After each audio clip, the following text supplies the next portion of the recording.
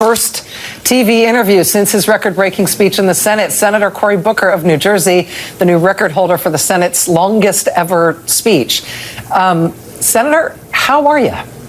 I'm definitely hurting a little bit, but I'm feeling strong in spirit and grateful to so many people who allowed me to tell their stories on the Senate floor and who were there for me, from the parliamentary staff to my colleagues. It was a long 25 hours, but I'm feeling a lot of gratitude.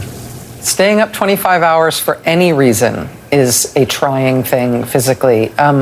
What was different about the experience of it than what you anticipated? I mean, you stood by your fellow Senator Chris Murphy 9 years ago when he did 15 hours. He described that today as a solidarity or a sympathy filibuster, in that you stood with him during that time. So you've experienced some of the pain of this before, but A, you're 9 years older than you were then, and B, this was a lot longer. How was it different, and how much were you prepared for?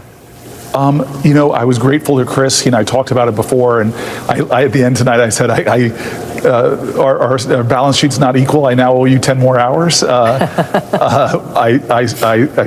right. Let's talk about this for a second. Your drops the mic with history making. That's Rachel Maddow on Cory Booker's 25-hour Senate speech. And look, I get it. She's hype. She's doing the thing where every moment becomes a capital.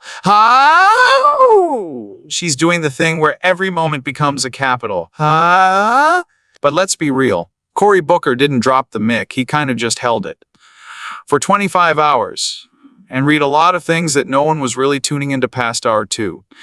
Now, don't get me wrong, stamina is impressive. I can't even sit through a 3-hour Marvel movie without checking my phone. But when Maddow frames this as history making, you have to wonder, is the bar for history now just for talking for a long time? Because if that's the case, I've got a few podcast bros who deserve medals. This isn't about disrespecting the intent. Booker had his reasons, and maybe even some good ones. But when pundits like Maddow go full, we commentator over what amounts to a political TED Talk on loop, it kind of cheapens what actually historic McDrops look like. This wasn't Mr. Smith Goes to Washington. This was more like Mr. Booker reads Wikipedia until suspan cuts to commercial. Ah, yes. Senator Cory Booker heroically endured the grueling gladiatorial marathon of talking for 25 hours straight. A true Olympian of verbosity, he now gazes back on this Herculean feat of filibustering with misty-eyed gratitude, thanking the adoring fans who cheered him on as he valiantly read letters, shared bedtime stories, and perhaps even recited the Declaration of Independence for dramatic flair.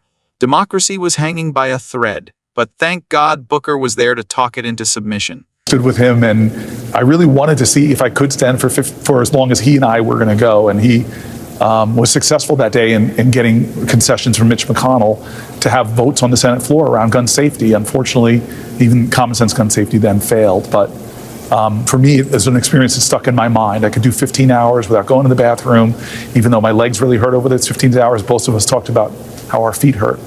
And so when my team and I decided to do this, we just said, let's take some risks. Let's go out there and see how long we could last. And to be candid, Strom Thurmond's record always kind of just really irked me, that he would be the longest speech, that the longest speech on our great Senate floor was someone who was trying to stop people like me from being in the Senate. So to surpass that was something I didn't know if we could do, but it was something that was really, as we got closer, became more and more important to me. You used that phrase, take risks. You said repeatedly over the course of this filibuster, this speech, that you're motivated to do this by your constituents essentially challenging you to come up with something, to do something more than you thought you comfortably could do. Can you tell us a little bit about the decision-making process that you went through about deciding to do this? Obviously, you kind of kept it under wraps. You prepared with your staff, but nobody publicly knew you were going to do this until you started it. No, I do really credit constituents who are impatient, who are demanding, who are scared, who are angry, and very understandably taking that anger out on Democrats who have to take some responsibility for being where we are in American history right now. And so the more I thought about it with my team, especially after the decisions we made revolving around the continuing resolution, I've been working so hard with my colleagues trying to get them to engage in social media, put more of their heart and spirit out there. They're doing an amazing job. They've almost quadrupled their numbers of engagement online. I've got colleagues opening up TikTok accounts, but I suddenly realized that I've just got to do something myself. I've got to... Oh, what?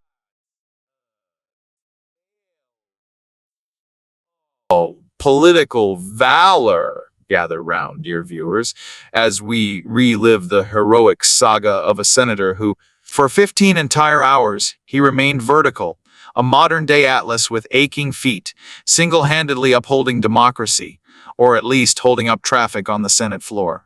He stood in solidarity with a fellow speech giver, truly the bravest of alliances, determined to see if he too could endure the soul-crushing agony of not sitting. And as the hours dragged on, his legs screamed, his bladder wept, but he persevered, because America and gun safety, and probably snacks hidden under the podium. Let us not forget the real villain in this story, Strom Thurmond, whose record-setting filibuster represented everything wrong with America. Ainley standing for a long time while being racist. Our noble senator, plagued by historical injustice and sore calves, set out to dethrone that legacy with something far nobler. A performative marathon of progressive endurance. And how did he prepare for this historic feat? With secrecy, strategy, TikTok engagement analytics. Because nothing says serious policymaking like social media metrics and stealth. Filming your own virtue. He was pushed to act by his constituents, those impatient citizens who demanded less blah, blah, blah, and more stand till you cramp. And he delivered. Not with legislation. Not with policy, but with a record-breaking bathroom boycott. In the end, we didn't get gun safety law. But we did get 15 hours of foot pain and a viral moment. Which, let's be honest, is basically the same thing these days. Try to prove worthy for my constituents that I'm willing to step out and step up in some way and hopefully be able to share their stories that were so hurtful, and to read from my staff, people rendering their most personal stories about their fears or what's happening to their families. And so my staff and I said, let's try to bring those voices to the Senate floor. Let's see how long you can last. They're demanding something different. This certainly will be different. And I think that a lot of that energy from the folks that I've been seeing in Jersey and across this country really helped carry me through. Yes, the senator, ever the humble servant of the people, nobly declared.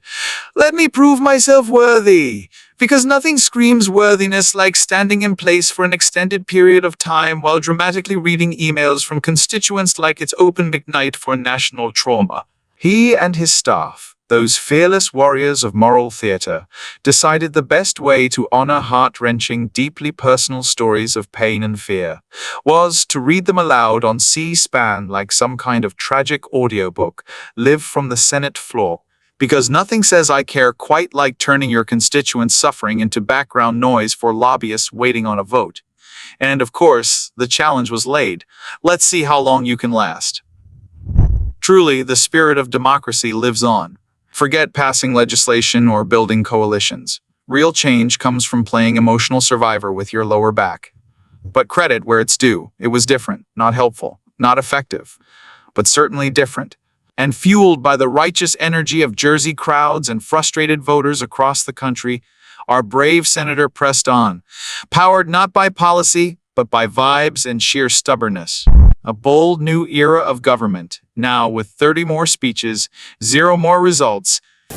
I don't know if you are conscious of how much this caught the attention and caught the imagination of the American people. I know that you're not using electronic devices on the Senate floor. You're not watching your TikTok numbers and your YouTube numbers and the C-SPAN contemporaneous viewing numbers while you're there, because you can't be. But every time that I checked any form of media by which you could be live monitored, there were no less than tens of thousands of people watching in the same place that I was in that moment. What you've done with everything else that's going on with this administration and the horrific cuts of 10,000 people fired today from the nation's health agencies and all these other things, this is the biggest story in the country right now. You have captured people's attention for 25 hours. And I'm wondering, For people who were moved by what you did, either among your Senate colleagues or just people who watched you from home, what do you hope they might do differently if they're moved by you and they feel the same sort of spirit that caused you to do what you did? Ah, Rachel Maddow, ever the poet laureate of progressive panic, sits in reverent awe, her voice trembling with the gravity of the moment, as she delivers what might as well be a eulogy for American boredom. You captured the imagination of the American people, she says, as if the senator just descended from Mount Sinai with stone tablets, instead of standing in place for 25 hours like a caffeinated high school debater with no off switch. She notes, I know you're not watching your TikTok numbers, which, let's be honest, is probably the only humble brag in Senate history involving social media metrics and C-SPAN ratings in the same breath. Because when America is losing healthcare jobs and spiraling into chaos, nothing heals a nation quite like knowing tens of thousands of viewers simultaneously tuned in to a man dramatically reading policy grievances like it was slam poetry night at the YMCA. But wait, this is, according to Maddow, the biggest story in the country. Bigger than mass layoffs, bigger than the healthcare crisis, bigger than the healthcare crisis, bigger than, well, anything that actually changes people's lives. Because apparently in 2025, the bar for historical relevance is, did you live stream your filibuster and did Rachel cry? And she gently tees up the senator with, what do you hope people do differently? You can almost hear the Oscar music swelling, because surely, after 25 hours of noble rambling, the American people will be inspired to rise up.